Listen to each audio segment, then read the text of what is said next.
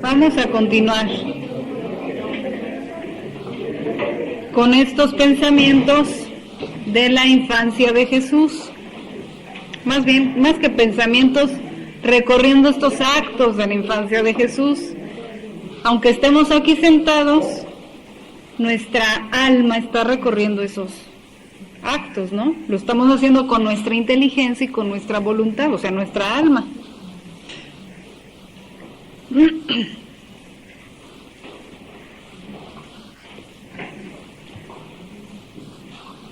Entonces voy a repetir un poquito desde el principio que empieza a hablar Jesús para tomar todo el hilo. Hija mía, en mi voluntad todos mis actos están todos presentes.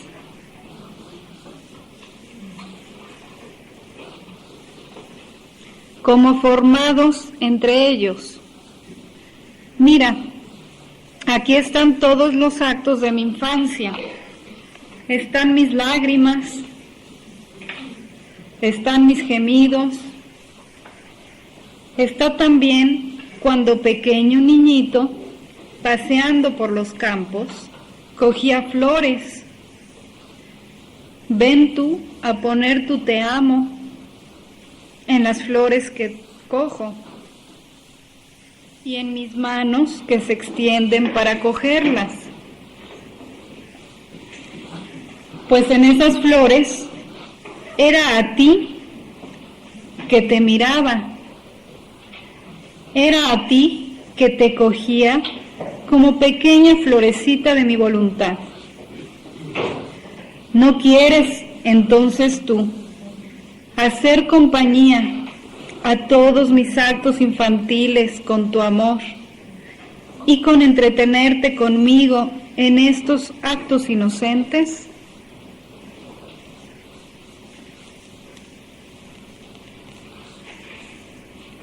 Mira, sin interrupción está cuando pequeño niñito, cansado de llorar por las almas, conciliaba brevísimo sueño.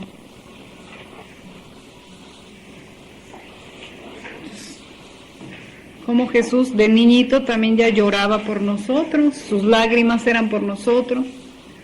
Parecía a lo mejor que lloraba por lo que los niños lloran, que cualquier cosa, pero no. En su interior veía a todas las almas en pecado, en tinieblas, y lloraba por todos nosotros. Y luego, cansado de llorar por las almas, conciliaba brevísimo sueño. Pero antes de cerrar los ojos, te quería a ti para hacerme conciliar el sueño.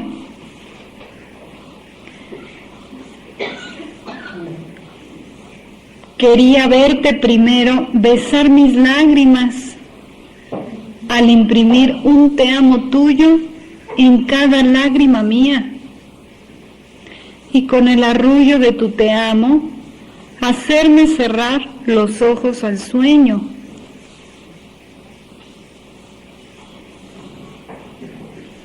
Entonces, después de haber llorado por nosotros, no nos perdía de vista, seguía teniendo su omnividencia en acto y nos esperaba para hacerme conciliar el sueño. ¿Cómo?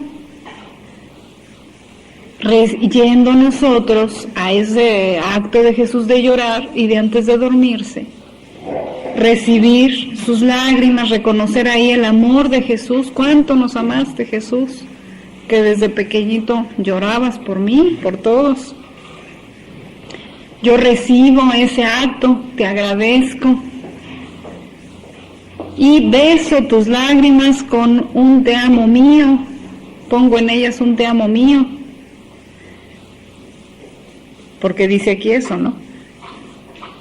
Antes de conciliar el sueño, te quería a ti, verte primero, besar mis lágrimas, con imprimir un te amo tuyo en cada lágrima. ¿O qué quieren? ¿Que Jesús nos siga esperando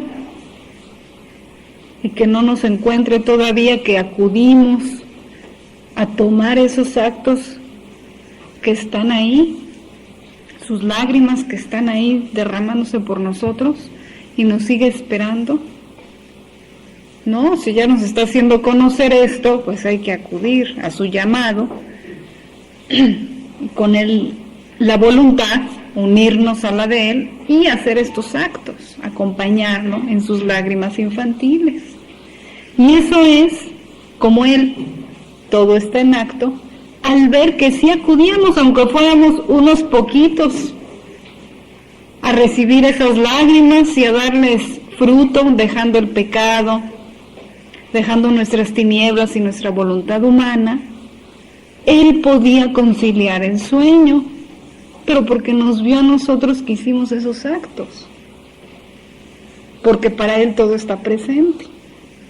Él sabía y Él veía a nosotros y todo lo que íbamos a hacer en nuestra vida, así como vio nuestras ingratitudes, nuestros pecados, también vio si íbamos a vivir en la divina voluntad y nuestros actos que lo iban a estar acompañando.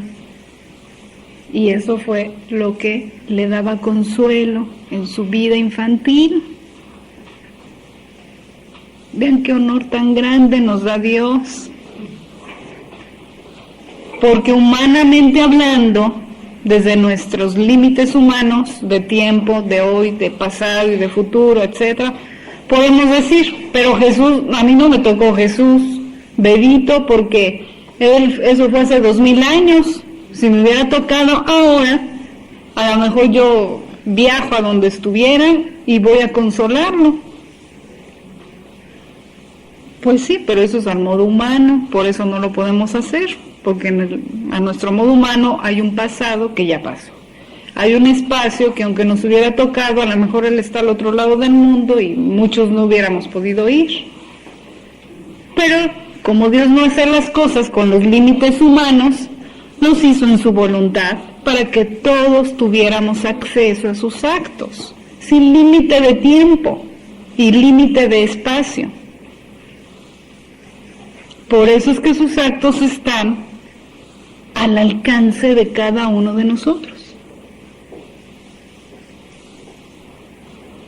Y hoy, después de 2000 años, podemos hacer esos actos de acompañar a Jesús en su voluntad, y Él, como en Dios no hay tiempo, los vio, bueno, yo digo los vio para que entendamos a nuestro modo humano, pero los ve porque está en acto de derramar sus lágrimas, los ve y recibe el consuelo.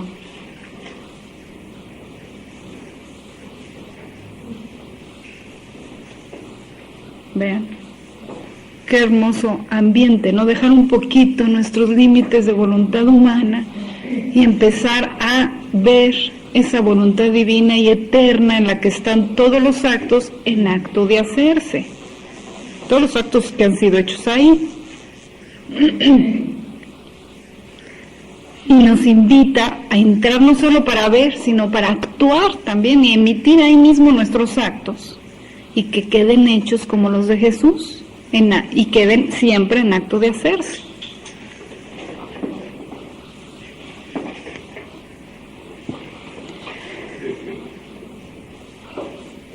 Bueno, quería verte primero, besar mis lágrimas, con imprimir un te amo tuyo en cada lágrima, y con el arrullo de tu te amo, hacerme cerrar los ojos al sueño.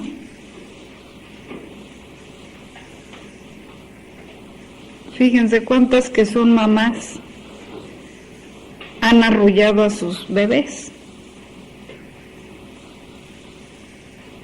Entonces, esos actos se pueden hacer en la divina voluntad y con esta intención. Bueno, yo estoy arrullando aquí a un bebé, al bebé, a lo mejor que Dios me dio, bueno, pero yo tengo la intención, en la divina voluntad, de arrullar mejor al niñito Jesús. Cuando él estaba igual que un bebé, llorando porque tenía hambre, porque tenía frío, porque estaba incómodo por X cosa, pero yo sé que no era por eso, sino por mí y por todos. Entonces, en este acto de arrullar a un bebé, pues yo quiero arrullar al niñito Jesús. Entonces, vean, de los actos más normales y naturales, la profundidad y dimensión que se les puede dar si uno tiene en la mente siempre esta atención de hacer los actos en la divina voluntad y darles un valor en la divina voluntad. No nada más decir, en la divina voluntad arrullo a este bebé, por ahí se empieza indudablemente, ven divina voluntad a hacer esto en mí. Pero no se puede uno quedar con esa pequeña intención, es la primera intención, el primer paso. Pero hay tantos pasos que dar en este ambiente que uno no puede quedarse repitiendo nada más eso. Hay que aprender más para dar a nuestras intenciones mayor amplitud. Pero esto lo da la lectura, como vemos de los capítulos. Hay que leer los capítulos, como les dije hace rato, para hacerle un acto sobre esos, y es lo que ya me hizo crecer mi acto y mi intención. Entonces, bueno, haciendo aquí una puntualización. Este libro de oraciones, hay otras personas que ya lo habían sacado, algunas de las oraciones que hay aquí. Mi papá nunca le había gustado sacarlo porque se corre ese riesgo. Entre las oraciones que hay unas que dicen, ven divina voluntad a comer en mí, ven divina voluntad a respirar en mí. Está bien, es una oración en la divina voluntad, indudablemente, pero sacándola así en un libro, parece como que basta con rezar eso para vivir plenamente en la divina voluntad, y se quedan atoradas rezando eso años y años y años. Y no es así. Las oraciones que Luis escribió no son para rezarse como que por costumbre, sino que más bien son como una guía para enseñarnos por dónde avanzar y de ahí seguirme. Y el alimento se va a tomar de los volúmenes, no de unas pocas oraciones escritas por Luisa como guía.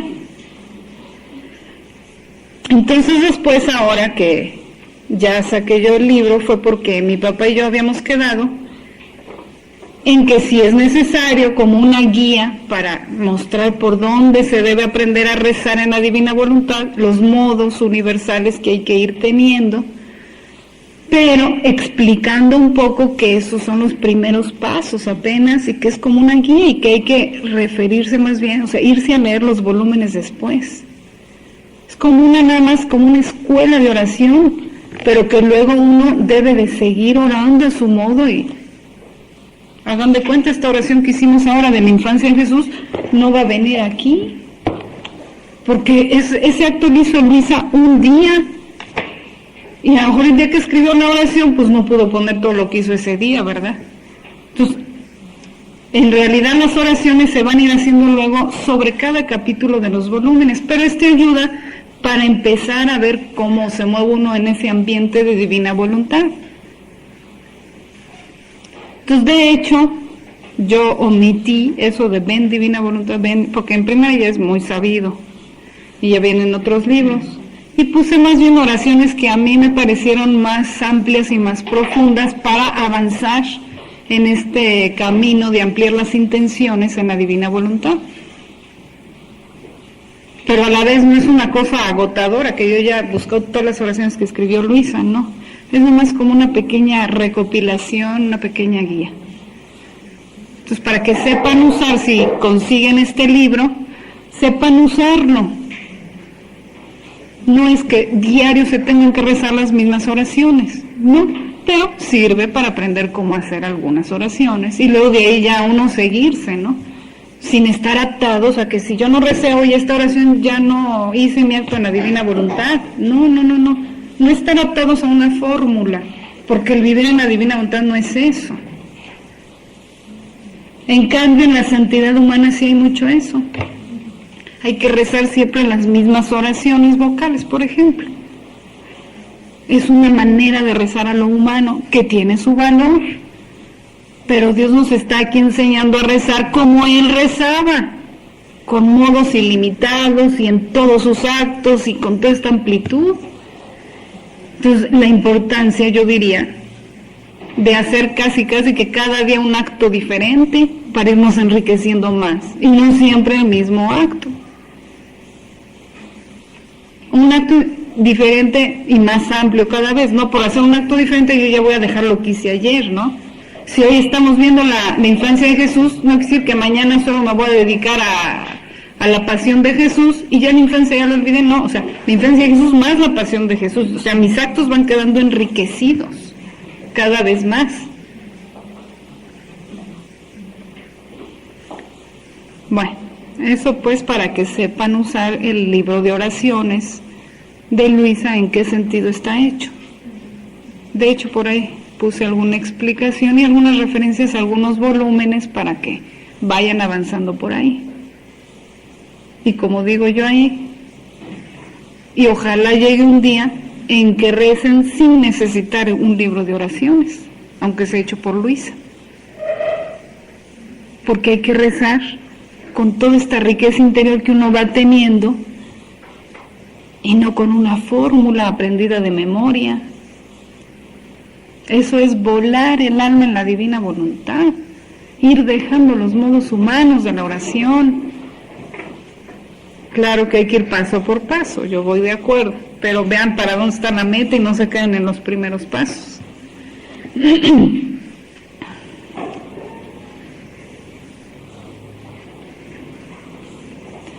Bueno, nos quedamos en que Jesús quería que lo arrulláramos con nuestro te amo para conciliar el sueño.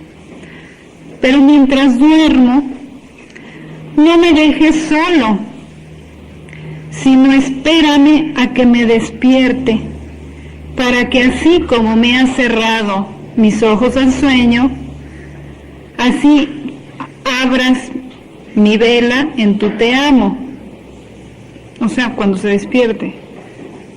Es que, bueno, así como has cerrado mi sueño, así abras mi vela en tu te amo. Que lo primero que vea Jesús al abrir sus ojos, dejar el sueño, sea un te amo nuestro, que lo estamos amando y lo estamos acompañando. Hija mía, quien estaba establecido que debía vivir en mi querer,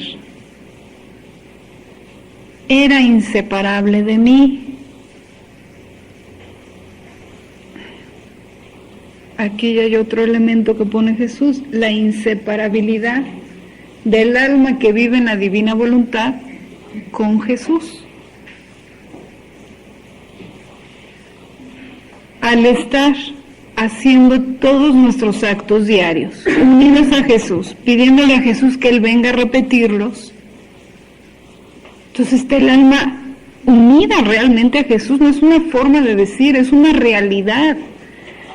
Entonces, no solo Jesús está unido con los actos del alma, sino el alma está unida con los actos de Jesús, que están en acto de hacerse, que no son pasados, sino están en acto de hacerse.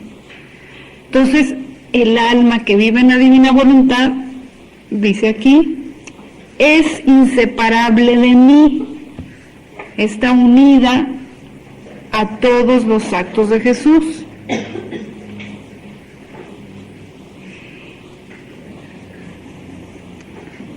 Eso para saber dónde está nuestra actividad y qué podemos hacer.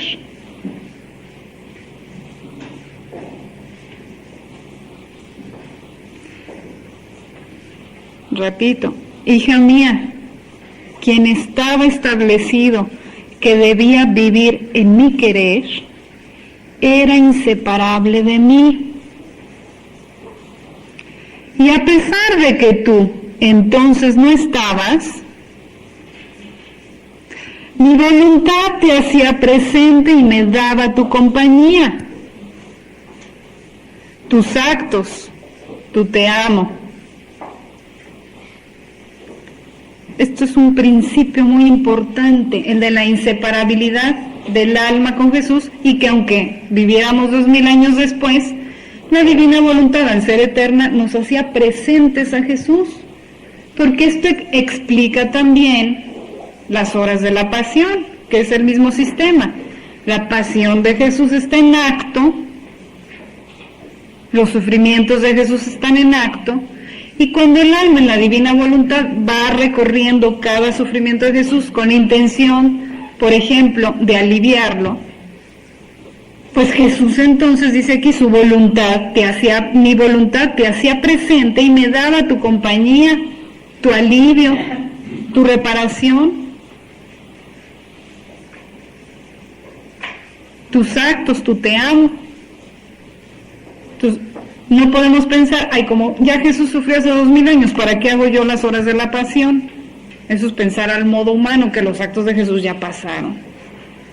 No, hay que saber al modo divino que los actos de Jesús están en acto, y que al yo seguir las horas de la pasión con mis diferentes intenciones en su voluntad, Jesús recibió en aquel tiempo esos actos que yo estoy haciendo ahora, porque su voluntad todo le hacía presente.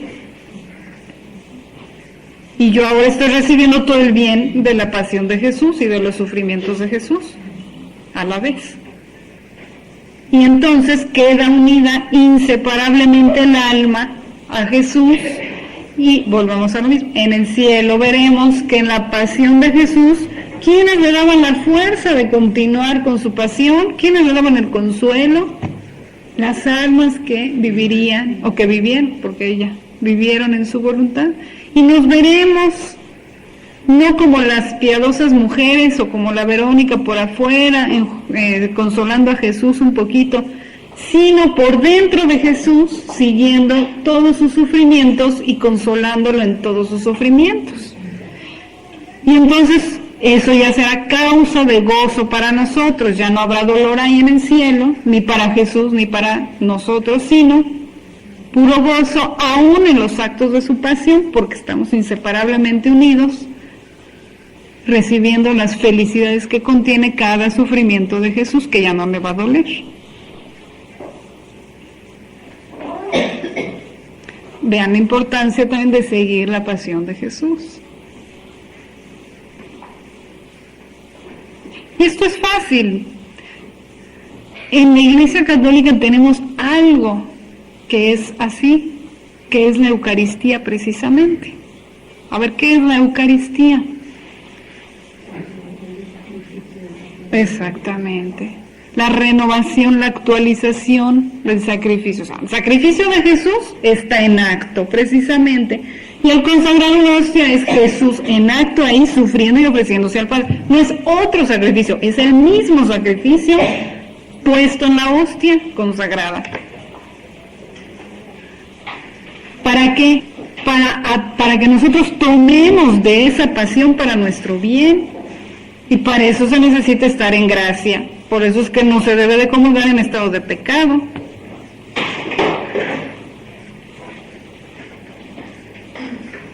Entonces vean, no es que sea también algo tan nuevo que la Iglesia no tuviera nociones. Claro que sí. En la Eucaristía está la vida de Jesús en acto. No es un símbolo, como dirían los protestantes. Es un símbolo de lo que pasó hace 2000 años. Eso es no conocer a Dios, que Dios es eterno. No es un símbolo, es el sacrificio de Cristo ahí en acto, como siempre ha afirmado la Iglesia Católica. Si hubiera sido un símbolo, hubiera servido solo como iluminación del tiempo. Claro, la realidad solo hubiera servido para aquella, y nosotros, pues bien, gracias, ¿no? Un recuerdo bonito y ya. Y no recibiríamos los bienes. Si recibimos los bienes es porque está en acto de hacerse. Entonces, teniendo este ejemplo, podemos entender mayormente, ¿no? Como decía ayer, bueno, y si está todo el sacrificio de Cristo en la Eucaristía, ¿por qué no recibimos todo el sacrificio de Cristo en la Eucaristía? Pues no porque Jesús no esté ahí, sino porque yo pongo mis límites. En primera, no conozco mucho que digamos lo que hay ahí y poco se reflexiona sobre lo que es la Eucaristía realmente, ¿no? Entonces, muchas veces hasta se le da más importancia que es la asamblea entre nosotros, que nos reunimos en comunidad. Jesús ahí entero con su vida y su sacrificio, y nosotros pensamos que vamos a cantar. Oigan. Sí, y que hay que participar en la misa diciendo amén. Es lo de afuera. Pero hay que hacer mucho mayor hincapié en lo interior que está pasando. Entonces, participa más una persona que a lo mejor se le pasó decir amén, pero que está realmente diciendo, ahí está Jesús, me uno a tu sacrificio, uno mi voluntad a la tuya, te quiero acompañar en tu pasión, etcétera, aunque se le olvidó decir amén. Sí, porque así somos más dados a la parte exterior de los actos que a la interior. Y aquí hay que ir aprendiendo la parte interior de los actos. En fin, bueno, otro panorama amplísimo, el de la Eucaristía, que de momento tampoco voy a abundar mucho porque no es el tema, pero que hay muchos capítulos en Luisa,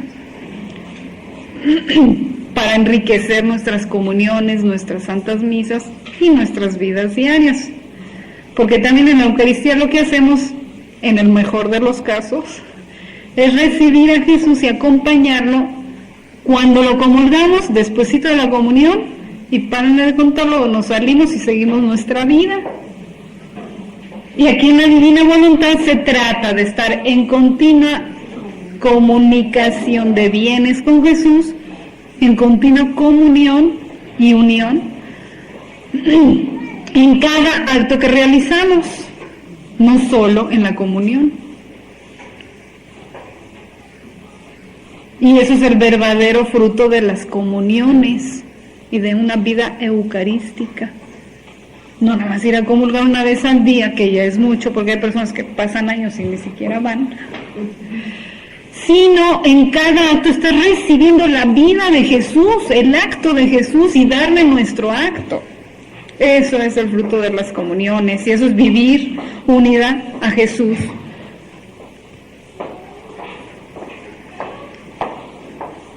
Bueno, eso venía al caso por la inseparabilidad del alma de Jesús y de que todos los actos de Jesús están en acto, como en la Eucaristía. Y que a ello fácilmente nos unimos, no nos cuesta trabajo. Entonces no nos debe de costar trabajo hacer estos actos en la Divina Voluntad, porque ya hemos hecho aquello de unirnos a la pasión de Jesús y al sacrificio de Jesús en la Eucaristía, en la comunión.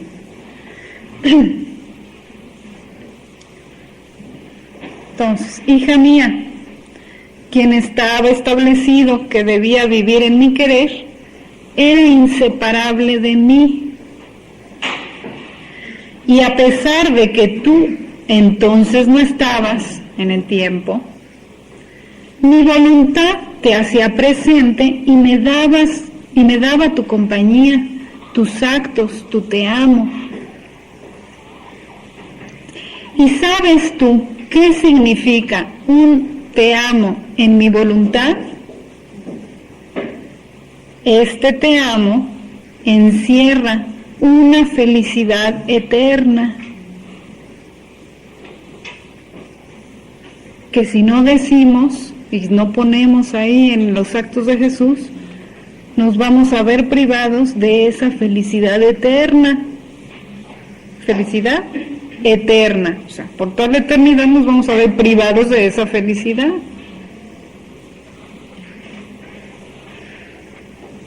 Ese te amo encierra una felicidad eterna, un amor divino, un amor divino, no humano, ni de todos los humanos juntos, porque es humano a fin de cuentas. Un amor divino, el amor mismo de Dios Padre a su Hijo y del Espíritu Santo, el amor de la Santísima Trinidad, que es el único que le puede gustar y satisfacer a Dios, su mismo amor. Con un simple Jesús te amo en tu voluntad, le estamos dando el amor del Padre y del Espíritu Santo. Estamos amando en el Padre y en la Santísima Trinidad. Estamos penetrando, imagínense, en esa Trinidad divina. Vean qué honor nos está dando Dios hacernos participar en su amor trino y dárselo a Jesús como nuestro.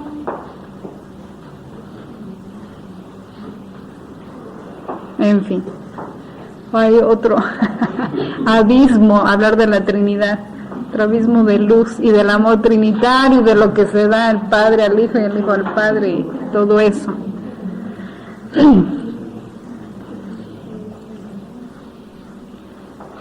Ese te amo encierra una felicidad eterna, un amor divino. Vean, es que se lee rápido, por eso les digo que hay que leer meditando, porque se lee fácil. Ese te amo encierra una felicidad eterna, un amor divino, y para mi edad infantil era suficiente. Entonces pasa uno por encima, un amor divino. No, hay que ver qué es un amor divino, eso es el trabajo de la meditación, y es lo que nos abre el panorama. Ah, está diciendo esto, qué barbaridad, qué peso tiene esa frasecita. Y para mi edad infantil era suficiente para hacerme feliz. Pues, ¿cómo no iba a ser suficiente el amor del Padre y del Espíritu Santo para hacerlo feliz? Repetido además en una criatura que era yo, o cada quien. Una complacencia y una felicidad para Jesús.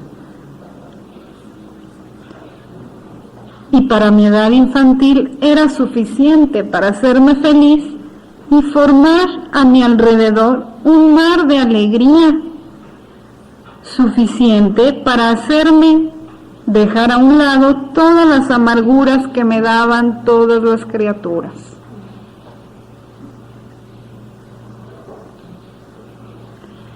Si tú no sigues mis actos, habrá un vacío de tus actos en mi voluntad, y yo quedaré aislado sin tu compañía. Entonces aquí nos está dando la importancia de hacer este recorrido espiritual interior, acto tras acto de Jesús, hasta donde nos da Dios la gracia, ¿verdad? Porque habrá actos que se nos pasen, pero Él verá que nuestra voluntad era seguirlo en todos, y haremos por cuanto podamos. Entonces, esta es la importancia de ir haciendo este ejercicio, de que si no lo hacemos, quedará el vacío de nuestros actos en Jesús. Y cuando lleguemos al cielo, veremos, yo hice las horas de la pasión, lo acompañé en su pasión. Pero en su infancia nunca pensé, y yo no me encuentro ahí. Jesús me llamaba, pero yo como no hice mi acto, no acudí y no fui a darle yo mi te amo y mi compañía, pudiéndolo haber hecho, pero pues yo estuve por ahí mejor distraída en otras cosas. ¡Qué barbaridad! Y se va a ver ese vacío y será falta de felicidad para nosotros. ¿Por qué? Nos faltó hacer ese acto. Y Jesús en la divina voluntad no quiere que haya vacíos en nosotros. Él se está dando todo entero y todos sus actos completos para darnos todas esas riquezas. Entonces nosotros tenemos, bueno, si queremos, por supuesto, ir siguiendo. Si Él ve nuestra voluntad, de veras, y nuestro esfuerzo de ir siguiendo hasta donde podemos todos sus actos, nos encontraremos en todos sus actos. Pero como les digo, para esto se requiere un espacio de tiempo al día para ir haciendo oración interior, ¿no? De seguir estos actos de Jesús. Y si nos interrumpen, de momento tenemos que hacer otra cosa, cortamos, pero al día siguiente dejamos desde donde nos quedamos. Pero sí, Jesús nos está invitando a recorrer toda su vida para poner ahí nuestro te amo y a nuestra compañía a Jesús en cada uno de sus actos.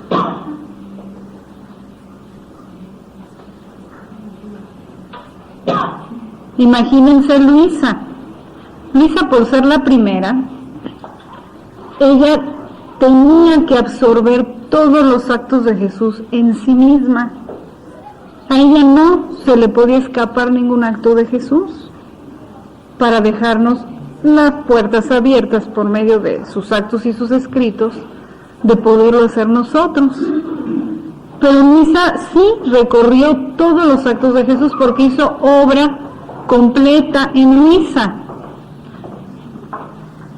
Si no hubiera Luisa recorrido todos los actos de Jesús, por ejemplo estos de la infancia, nosotros no podríamos hacer ese acto y acompañar a Jesús, y se vería no solo un vacío de nosotros, sino de Luisa y de toda la humanidad. Y eso no lo podía permitir Jesús. En Luisa tenía que hacer la obra completa. Entonces, para ir entendiendo un poquito por qué Jesús quiso que Luisa estuviera tantos años en la cama, solamente dedicada a esta actividad interior. Le quitó todas las actividades exteriores, aún las necesarias para la vida diaria, como es el comer, como es tantas cosas, bueno, el hacer limpieza, en todo este tipo de cosas, que ella no, ella en la cama, dedicada exclusivamente a todo este trabajo interior, de seguir la vida de Jesús y todos los actos que hay en la divina voluntad, para irlos depositando en ella y formando así el reino para nosotros, junto con Jesús, por supuesto, y tomando de Jesús todo y de la Santísima Virgen. Entonces, esto lo digo porque luego hay personas que dicen, ay, si vivir en la divina voluntad es como Luisa, todo lo que pasó Luisa, todos sus sufrimientos, y se asustan. Hay que entender entonces que a Luisa le tocó por primera y lo hizo, fue un sacrificio grandísimo, indudablemente. Imagínense, no poder ni siquiera ver la luz del día, a veces porque encerrada en una recamarita bastante pequeña, en la que de un ladito está la ventana y enfrente un edificio, apenas ahí un pedacito de cielo podía ver. Privarse de las cosas más lícitas, como es ver un paisaje, caminar por el campo, todo, de todo Dios le pidió el sacrificio de privarse, y ella lo hizo por amor a Dios y a nosotros, para prepararnos al reino de la divina voluntad. Entonces, para que apreciemos más también el sacrificio de Luisa, que a nosotros Dios no nos pide eso, porque no es lo mismo preparar un reino y construir todo un reino, los sacrificios que se requieren, el tiempo que se requiere, los esfuerzos, las privaciones, etcétera, a ser los invitados para vivir en el reino ya preparado con los sacrificios de otro. Entonces, a nosotros nos toca, ¿qué nos toca? Ser agradecidos con Jesús y con Luisa por todos sus sacrificios, y tomar todos los bienes y no quedarnos ahí de ociosos, porque qué dolor también para Jesús y para Luisa, tanto trabajo para que no tomemos nosotros. Y los pocos sacrificios que Dios nos pida, darlos con gusto, porque es para el desarrollo de la vida de Jesús en uno. Nunca nos va a tocar sufrir lo de Luisa, ténganlo por seguro. Jamás. Entonces, que no nos parezcan tan grandes las pequeñas penas, sacrificios, privaciones, dolores, contrariedades que Dios permite en nuestras vidas,